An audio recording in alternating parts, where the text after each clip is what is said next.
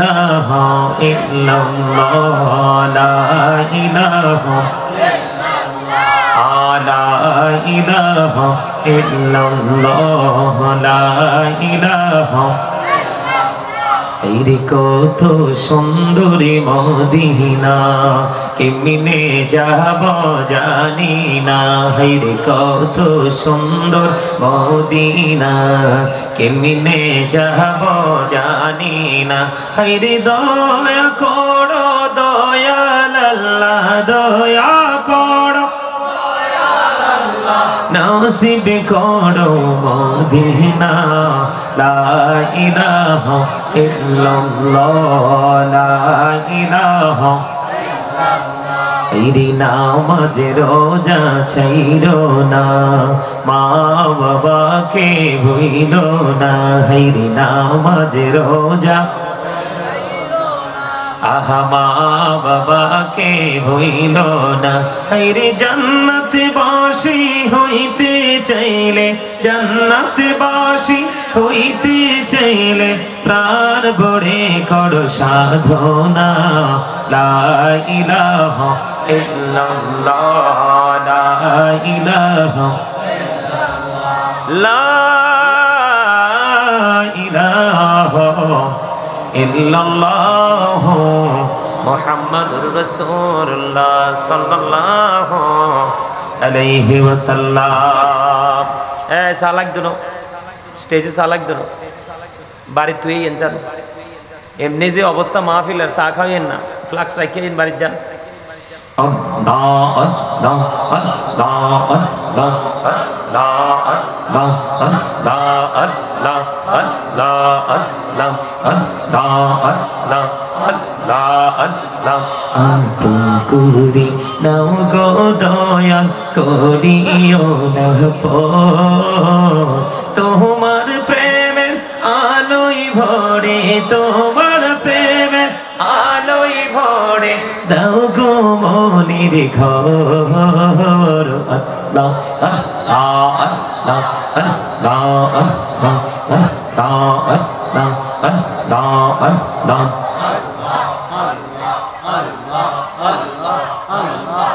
মহব্বতে একসাথে সরে সরে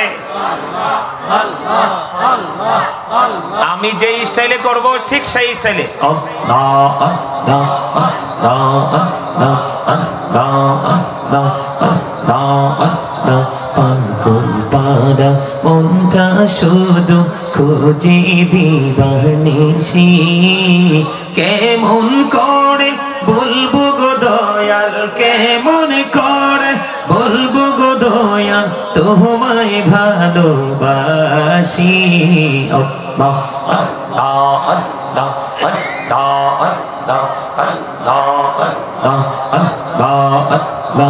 আল্লাহ আল্লাহ আল্লাহ আল্লাহ নিজুরাতে একলা যখন ভাবি তোমায় নিয়ে হৃদয়টাকে শীতল করি হৃদয়টাকে শীতল করি চোখেরই জল দিয়ে আল্লাহ আল্লাহ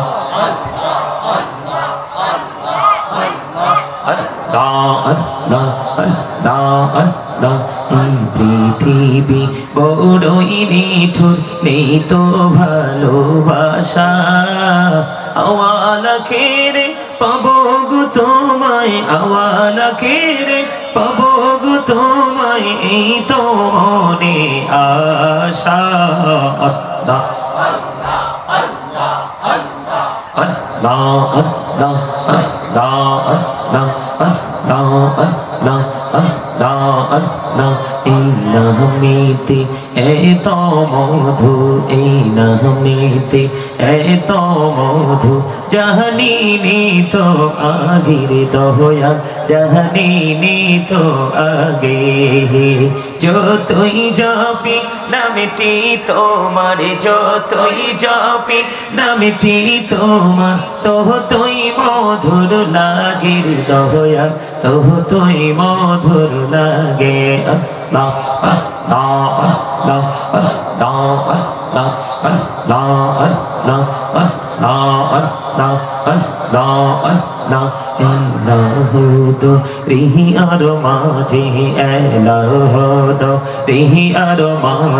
কিসের করো খেলা পিছের দিকে চাইয়া দেখো পিছের দিকে চাইয়া দেখো ডুবে যাই তোর বেলারে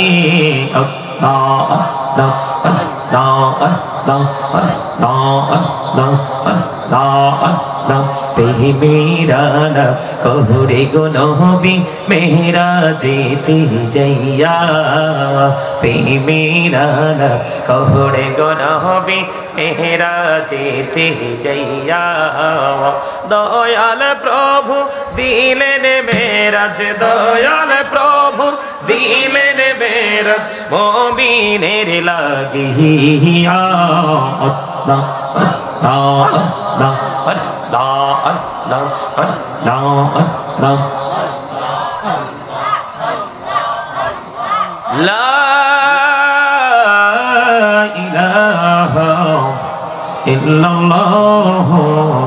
মুহাম্মাদুর রাসূলুল্লাহ সাল্লাল্লাহু আলাইহি ওয়াসাল্লাম। উপস্থিত উলামায়ে কেরাম, আমন্ত্রিত অতিথিবৃন্দ, দাড়িপাকা আমার মুরব্বী বাবারা, যুবক ভাইয়েরা, পর্দার অন্তরালে রয়েছেন আমার মা বোনেরা, বিশেষ করে আজকে দক্ষিণ সিলাইগড়া দিঘিপাড়া হযরত আবু বকর সিদ্দিক রাদিয়াল্লাহু তাআলা ফাউন্ডেশন ও এলাকাবাসীর উদ্যোগে পবিত্র জশ্নে জুলুস ঈদ মিলাদুন নবী সাল্লাল্লাহু আলাইহি সাল্লাম হযরত আবু বকর সিদ্দিক রাদিয়াল্লাহু তাআলার স্মরণে কবরবাসীদের ইসালে সওয়াব উপলক্ষে আজকে ৫ম সুন্নি বার্ষিক সুন্নি মহাসম্মেলনের আয়োজন করা হয়েছে। আজকে যারা টাকা দিয়ে, পয়সা দিয়ে, অর্থ দিয়ে, বুদ্ধি দিয়ে, শ্রম দিয়ে, সার্বিক সহযোগিতার মাধ্যমে এই জান্নাতের বাগান সাজিয়েছেন, সকলের প্রতি আমার আন্তরিক সালাম। আসসালামু আলাইকুম ওয়া রাহমাতুল্লাহি ওয়া বারাকাতুহু। সম্মানিত উপস্থিতি, আপনাদের বসাটা সুন্দর হয় নাই, আপনাদেরকে একটা ডিসিপ্লিনে আসতে হবে। এইভাবে এলোমেলো বিচ্ছিন্ন বিক্ষিপ্তভাবে বসে থাকলে হবে না। এই যে কর্নারটা খালি, এখানে হয়তো মনে পানি পড়ে, উপর থেকে পানি যেখানে পড়ে সেখানে বসার দরকার নাই, সেটা ছাড়া আপনারা সবাইকে সামনের দিকে আসতে হবে। আসেন, সবাইকে সামনের দিকে এসে একটা লেভেলে বসতে হবে সুন্দর করে। এই যে বসতেন, এটাই বসা, এটা জান্নাতের বাগানে বসার কোনো আদব নাই। এটা আপনি আগেই বলছি, যদি আপনার যেখানে পানি পড়ে সেখানে না, কিন্তু বাকি জায়গাটা তো আপনারা ফিল আপ করবেন। আপনারা বসার সৌন্দর্য যতক্ষণ পর্যন্ত না আসবে ততক্ষণ পর্যন্ত আমি আলোচনায় ঢুকবো না। সবাইকে বলছি, আপনারা একজন আরেকজনের চেহারার দিকে তাকান কেন? পিছনে কি আছে আর সামনে কি নাই? যত নেয়ামত সব সামনে, যত নেয়ামত সব আগে, আর যত কিয়ামত সব কোথায়? কথা কয় না কেন? যত নেয়ামত কোথায়? সামনে আসেন, সবাইকে সুন্দর করে। এই যে মোটামুটি এই জায়গাটা একটু সুন্দর হয়ে গেছে, হয়েছে না? সুন্দর হয়েছে না? দেন তো আপনাদেরকে। আপনারা কি আলোচনা শুনতে আসেন নাই? তা আলোচনা শুনতে আসলে আপনাদের পরিবেশ পরিস্থিতি এমন কেন? আপনাদের এই বছরেরটা সহ এই বছরের মাহফিলটা হলে ৫ম হবে, তার মানে ৫ বছর ফিল আপ হবে, তাই না? তো বাকি ৪ বছরে এখানে ওয়াজ হয় নাই। কথা বলেন, হয়েছে কিনা? এই মেয়ে, আপনারা কি কথা বলতে পারেন না? আপনাদের কি এই জবান কি আল্লাহ দিছে কি খাওয়ার জন্য? হ্যাঁ, খাওয়ার জন্য? অপ্রয়োজনীয় কথা বলার জন্য? মিথ্যা কথা বলার জন্য? চকুলখুলি করার জন্য? মুনাফিকি করার জন্য? তো কি জন্য দিছে? আপনারা তো কেউ বলতে পারেন নাই। দেখছেন, ওই যে কর্নার থেকে পিচ্ছি একটা বলে দিছে আল্লাহর জিকির করার জন্য। কারণ আল্লাহ রাব্বুল আলামিন বলেছেন, remember me then I will remember you. Allah বলেছেন, remember me then I will remember you. তোমরা আমাকে স্মরণ করো, আমি তোমাদেরকে স্মরণ করব। ফাযকুরুনি আযকুরুকুম ওয়াশকুরুলি ওয়ালা তাকফুরুন। এই আমার কথা একদম স্ট্রেট। এখানে তোমরা মনে করতেছো অনেক মানুষ, কিন্তু আমার কাছে মনে হয় না অনেক মানুষ। আমার কাছে মনে হয় যে 6 কত হয়, আমার কাছে 12 জন মনে হয়। তোমরা মনে করো না যে ওই চিপায় ওই কর্নারে এই কর্নারে মাঝখানে বসে দুষ্টমি করলে আমি দেখবো না। আমি কিন্তু দাঁড় করাবো। আমার জিকিরের সময় আমি দেখছি তোমরা তামাশা করছো, আমি কিন্তু চেহারাগুলো চিন্না রাখছি। আমি কিন্তু একদম এভাবে আঙ্গুল দিয়ে দাঁড় করাবো, আর না হয় এদিক দিয়ে নাইমা যায় দাঁড় কানে ধরে দাঁড় করাবো। হ্যাঁ, তোমাদের তামাশার কারণে আজকেই ধর্মীয় চর্চার জায়গাগুলো পর্যন্ত নষ্ট হয়ে যাচ্ছে। আজকে যদি কোনো জুকার মার্কা বক্তা এখানে আসতো, মুরব্বীরা দাঁড়াইবার জায়গাও পাইতো না। কথা কয় না কেন? রং ঢং তামাশা তোমাশা করার মতো কিছু বক্তা আছে না? হ্যাঁ, আছে না? আজকে আমাদের সুন্নিয়ত কলঙ্কিত, লজ্জিত, অপমানিত। যদিও আহলে সুন্নাহ ওয়াল জামাত ইজ দ্য বেস্ট পার্টি। সুন্নি জামাত হলো শ্রেষ্ঠ জামাত, শ্রেষ্ঠ দল। এই দলকে আল্লাহ রাব্বুল আলামিন বলবে ইউ গো টু প্যারাডাইস, জান্নাতে চলে যাও। আর এই দলের অন্তর্ভুক্ত হতে না পারলে you have to go to hell, তোমাদেরকে চলে যেতে হবে জাহান্নামে। মাস্ট বি জাহান্নামে যেতে হবে। এই টুপিওয়ালারা, আমার কথা হইলো এখানে বসতে হলে আদবের সাথে বসতে হবে। আমি তোমাদের টিচার। আমি কি? তোমরা যদি টিচার মনে করে এখানে বসতে পারো তাহলে বসো, আর না হয় আমি বলবো I say go to your seat, out of sight. অন্যরা যেমন রাস্তায় ঘুরে, তোমরাও রাস্তায় রাস্তায় ঘুরে বাতাস খাও, যাও। বুঝবা কবরে যাওয়ার পরে বাতাস কত প্রকার ও কি কি। তোমরা যে রং দেখছো, রঙের ডিব্বাটা তো কোথায় জন্ম হয় সেটা জানো না। বুঝবা দুইটা চোখ খাটার পরে। আমার আলোচনা শুনতে হলে শর্ত মানতে হবে। স্টপ ইউর মাউথ এভরিবডি, প্রত্যেকের জবানকে বন্ধ রাখতে হবে।